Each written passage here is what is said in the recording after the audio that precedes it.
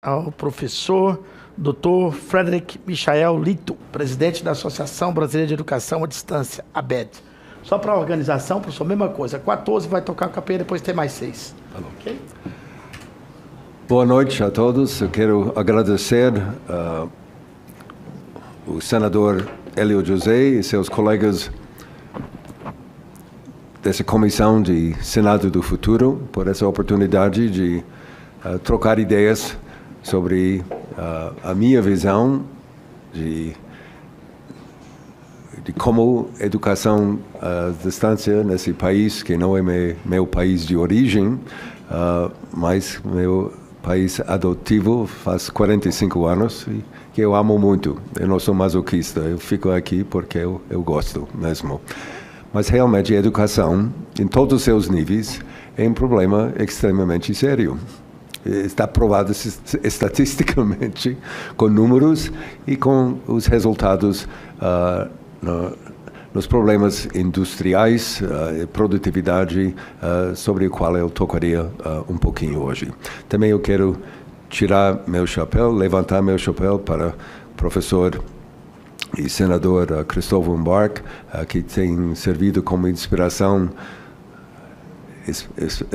inclusive para todos nós em São Paulo, um pouco distante de Brasília, e quero que ele continue seu trabalho de carreira em favor de educação para o país.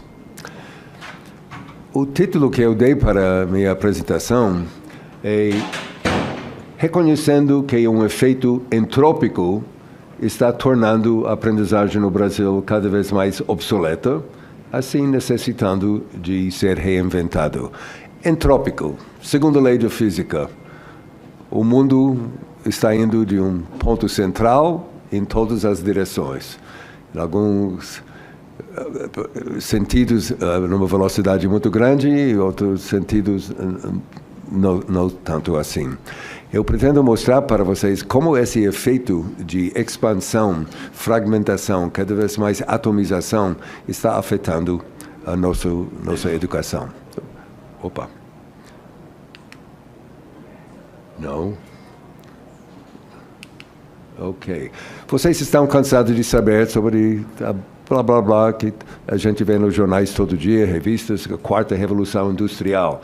A agricultura, a primeira revolução, depois levou para a manufatura, depois serviços, e agora estamos numa nova etapa de conhecimento, informações, seja qual for, que inclui esses artefatos, inteligência artificial, robótica, internet das coisas, nanotecnologia, computação quântica, big data, biotecnologia, que hoje em dia é muito mais numérica e computável do que olhar no microscópio, propriamente dito.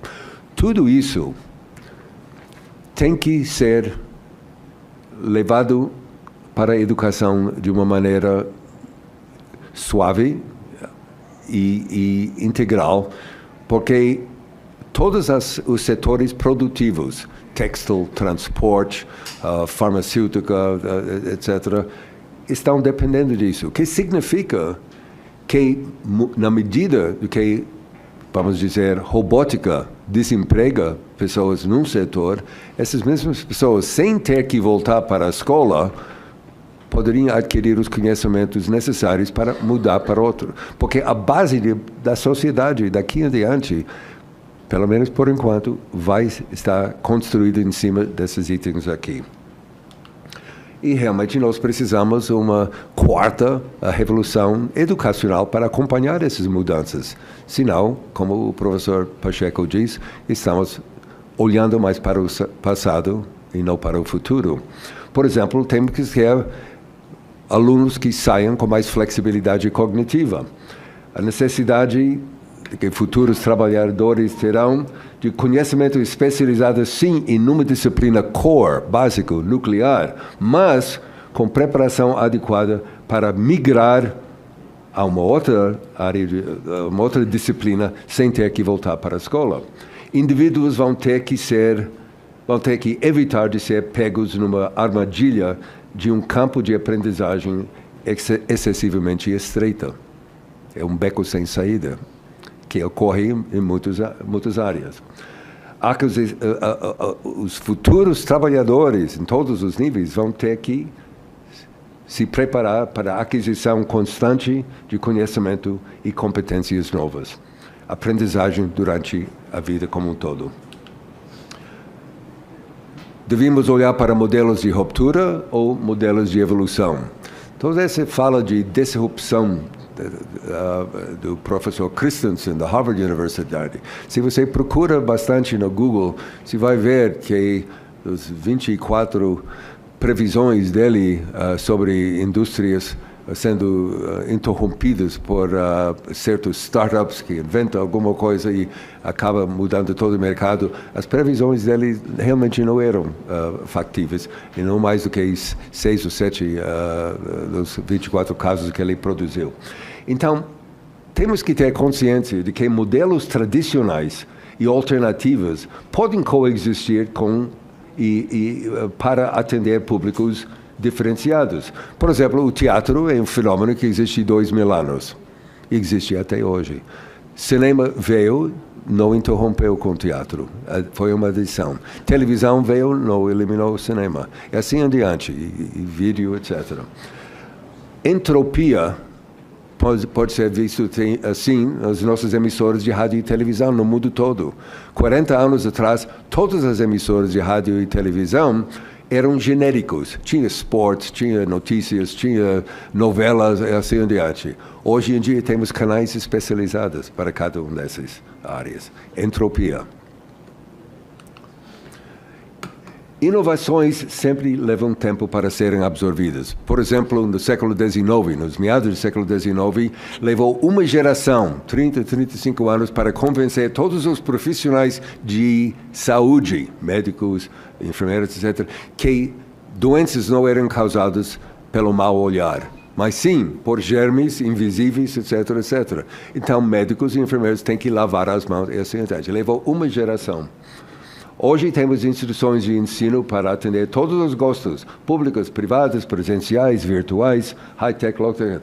Mas todos eles, ao meu ver, evidenciam uma profunda nostalgia para o modelo de ensino e aprendizagem do passado. Ou como o professor Pacheco diz, instrução, o modelo de professor, como nós vamos ver, dono da verdade numa comunicação unidirecional. E tem currículos anacrônicos aqui em nossas escolas e universidades e atitudes condescendentes para com seus alunos. Qual é o perigo nisso? Obsolescência. Obsolescência não é uma coisa que só ocorre na tecnologia, na economia. Pode acontecer também em pedagogia e na didática. Então, é necessário vencer a inércia da oposição, aqueles que são contra mudanças na educação, que querem manter as velhas ideias e práticas. Essa é a primeira geração de máquina de escrever, 1876.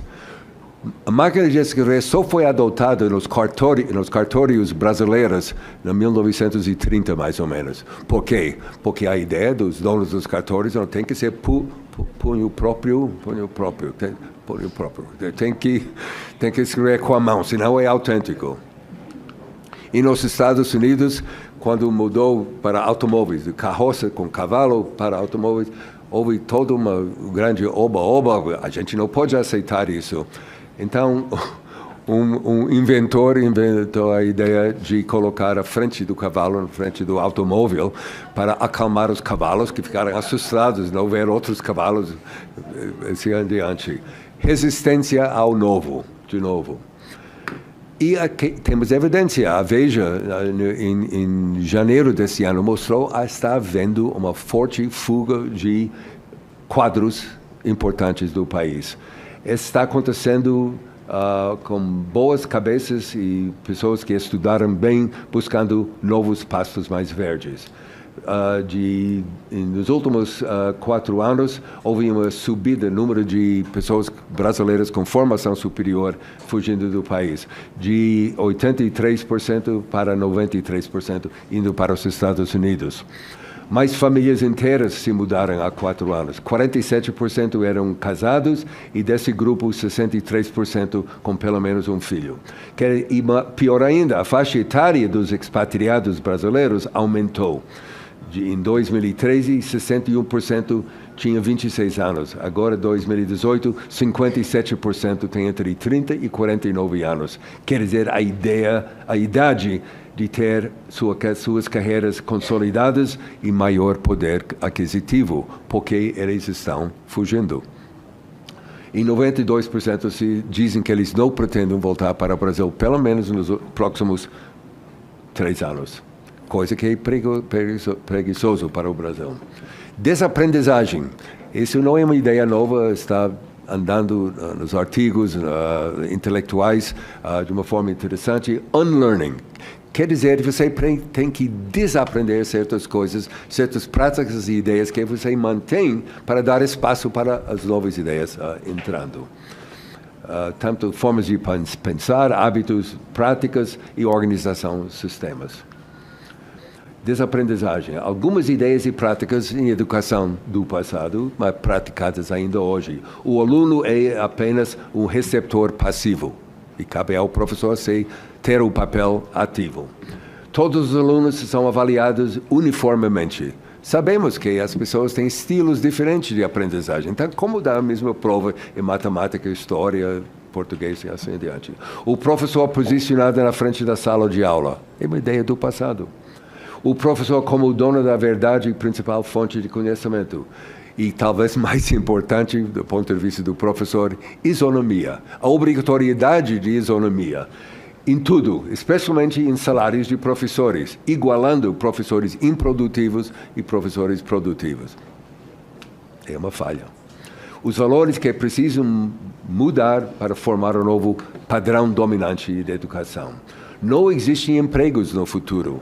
Vai ter, sim, apenas trabalhos ad hoc, pequenos grupos sempre em reformulação, reagrupando e exigindo confiança mútua e esforços igualmente distribuídos com seus componentes. Todas as pesquisas sobre pessoas que trabalham até além do período de aposentadoria mostram que pessoas que trabalham com muito prazer gozam de uma saúde melhor, têm oportunidades de trabalho mais seguros e mais bem pagos, eles são mais produtivos, são mais ativos civicamente e são beneficiados no trabalho, na família e na vida social. Os valores de um padrão dominante futuro. Estratégias pedagógicas novas. Aqui são algumas estratégias pedagógicas que não são novas, mas são usadas geralmente com pouca eficácia.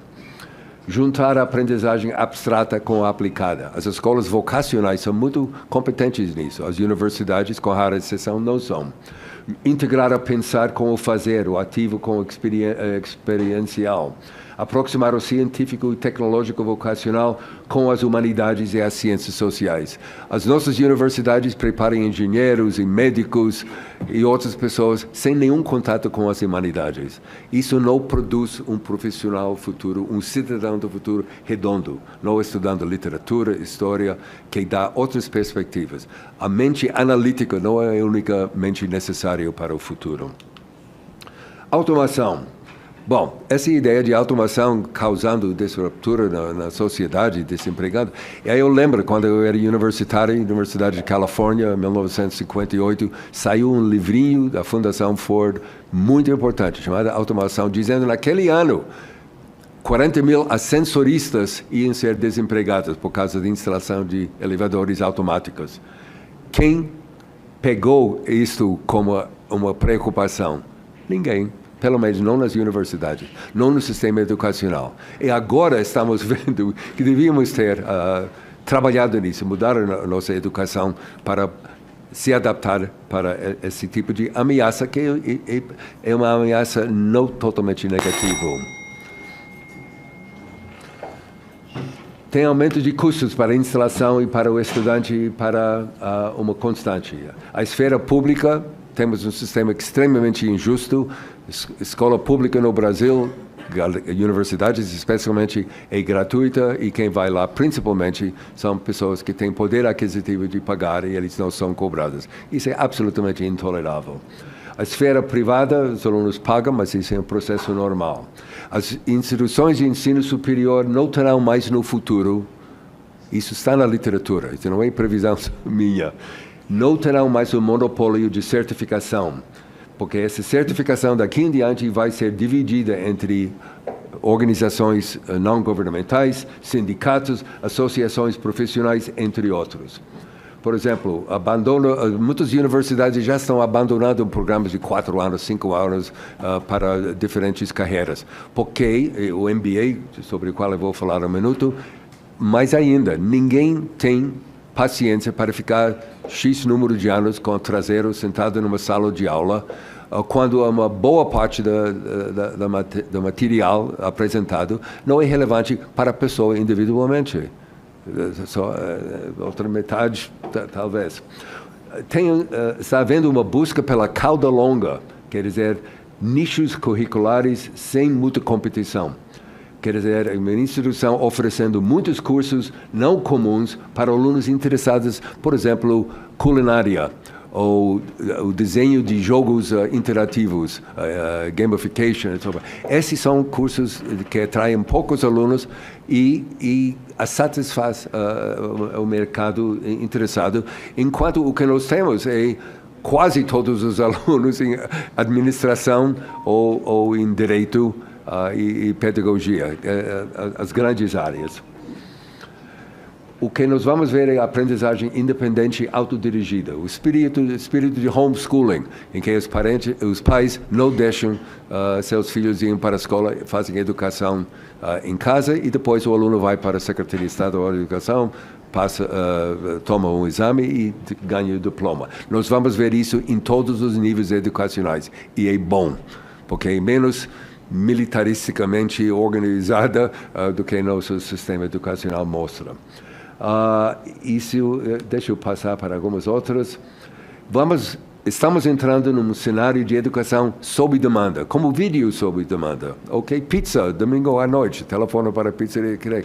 As pessoas vão querer, cada vez mais, estudar apenas as coisas que eles querem estudar. E eles vão ter muitas oportunidades para isso. Por exemplo, as pesquisas mostram que 50% das pessoas que formam em universidades no Brasil, Estados Unidos e outros lugares acabam nas suas carreiras economicamente ativas mais tarde não praticando aquela área para a qual eles estudaram. 50%. Nas áreas do STEM, ciência, tecnologia, engenharia, matemática, também é isso. E nós estamos achando que o futuro da nossa sociedade depende em grande parte desse STEM. Então, que tipo de educação estamos dando para eles quando nós sabemos que a metade não trabalharia nesta área? Uns 4 ou 5 anos atrás, eu tive o prazer de escrever o prefácio para esse livro, Docência Online Independente, organizado por Regis Trachtenberg, da empresa Livre Docente, que faz a educação à distância. Isso é o caso de 12 professores online não ligados a nenhuma instituição educacional. E eles que dão o certificado com quem fez o curso com eles. Isso é a tendência no futuro, gente, com certeza. Deixa eu pular isto. Educação à distância tem todos os ingredientes para essa educação de sucesso, aprendizagem de sucesso. Conveniência, portabilidade, mobilidade, customização. Eu gostaria de explicar cada um desses, mas o tempo não deixa. A infraestrutura para aprendizagem independente e características certas para aprendizagem durante toda a vida. Também tem todas essas características usadas em EAD hoje em dia, M-Learning, Mobile Learning, Ubiquitous Learning, Just-in-Time Learning. Eu não vou demorar mais sobre isso.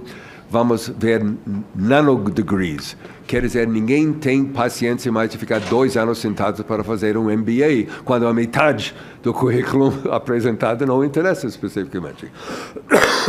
Então, vamos ver instituições ou não instituições, sindicatos, oferecendo partes disso, partes do MBA e com um tipo de identificação da qualificação. Aceleração acadêmica, isso é uma coisa que está perto do meu coração. Porque o Brasil tem leis que não permitem aluno com menos de 17 anos entrar na universidade. E em outros países, isso não tem essa lei. Professor Lito, sim. O senhor ainda teria 5 minutos nas outras considerações, como o senhor já avisou a mesa que o senhor vai ter que retirar mais cedo, eu vou dar mais 5 minutos para o senhor, ok? Ok. Aí o senhor pode utilizar o tempo. Então significa que eu parei nessa... Ok.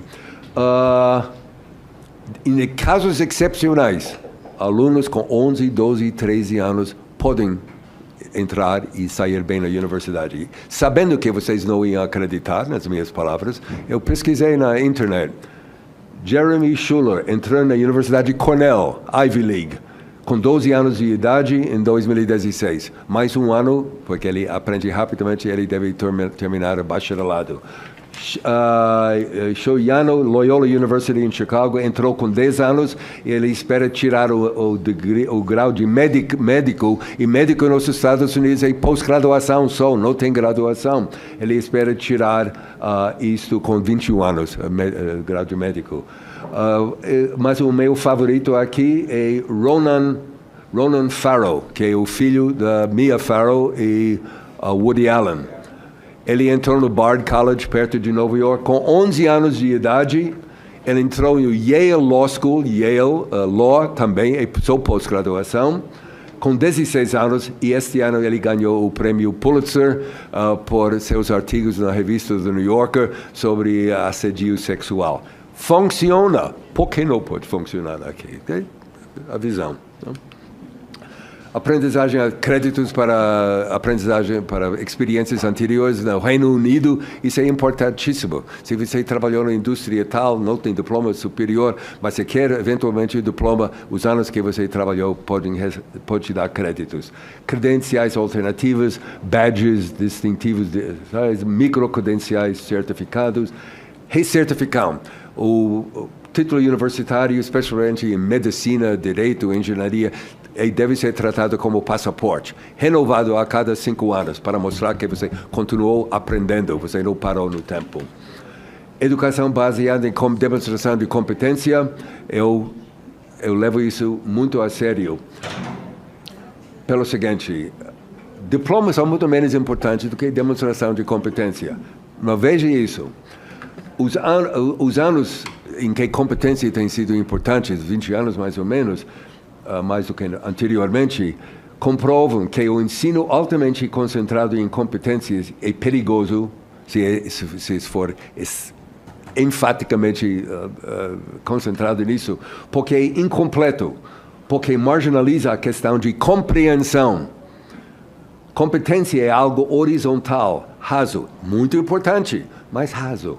Enquanto compreensão é algo vertical, vai fundo, aprendizagem profundo. E como diz Carl Breiter, meu canadense favorito, um currículo que é 1 quilômetro de largura e 10 centímetros de profundidade não serve. É isso que nós temos, não? As barreiras de políticas públicas, no futuro, será que estaremos ainda carregando a cruz da tutelagem dos órgãos governamentais, regulamentando em acesso? O artigo 82 da Constituição diz que as universidades têm liberdade para autonomia, mas não é respeitado. Regulamentação demasiado tende a sufocar. Ok, esse é o modelo que eu criei, um fluxograma que eu apresentei numa reunião do Banco Interamericano de Desenvolvimento uns 15 anos atrás e até agora ninguém prestou atenção. Isso mostra como que eu faço escolas públicas do primeiro grau, escolas particulares do primeiro grau, escolas públicas segundo grau, vestibular, universidades públicas e universidades particulares. O laser, infelizmente, não funciona na tela. Ok. Então, 75% dos alunos públicos do primeiro grau vai para o segundo grau e não conseguem passar normalmente. Quem devia vai para a universidade privada. Quem estudou na particular passa bem no vestibular. Mas a coisa piora, porque nas faculdades de educação, nas universidades públicas, tem tradição de pesquisa, e na privada poucas, só as confessionais, eu acho que realmente tem pesquisa. O que acontece? Os formados nas faculdades de educação públicas vão ensinar onde? Nas públicas e nas escolas públicas? Não, eles vão para as privadas. E quem se forma nas universidades, nas escolas, faculdades de educação privadas vão ensinar, assim reforçando essa coisa. E eu não sei como podemos sair disso. Muito obrigado pela sua atenção.